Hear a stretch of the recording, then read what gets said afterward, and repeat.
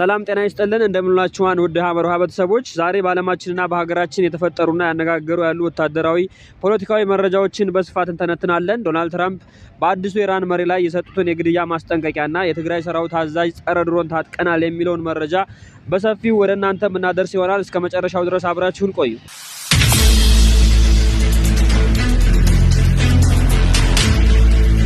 ወደ ቀድሞ ዜናችን ስናልፍ የአሜሪካ ፕሬዝዳንት ዶናልድ ትራምፕ የኢራን የበላይ መሪ አያቶላህ ሙጃሂድ ካሚኒን ኢላማ ያደረገ እጅግ ከባድ ማስጠንቀቂያ ሰጥተዋል።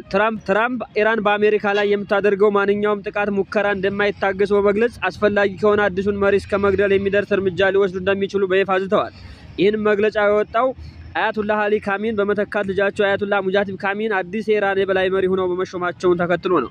ሙጃሂድ ካሚን በኢራን አብዮታዊ ዘብ ጋር ጥብቅ ግንኙነት ያላቸው ሲሆን ትራምፕ ይህንን ሹመት ተከትሎ የሰጡት ማስጠንቀቂያ በሁለቱ ሀገራት መካከል ያለውን ግንኙነት ወደ ታላቅ ጦርነት እንዲባባስ ያደርገዋል ተብሎ ይጠበቃል።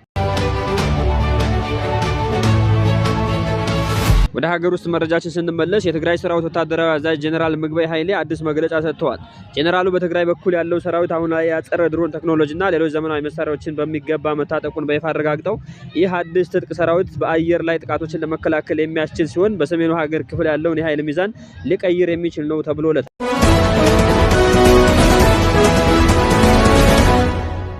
በምስራቅ ዓለም ያለውን ጦርነትና የሀገራችን የሰሜኑን ክፍል እየተከታተልን ወደ እናንተ የምናቀርብ ይሆናል። ይህን አካውንት ሰብስክራይብ ማድረግ በተሰብ ይሁኑን። መልካም ምሽት ይሁንላችሁ።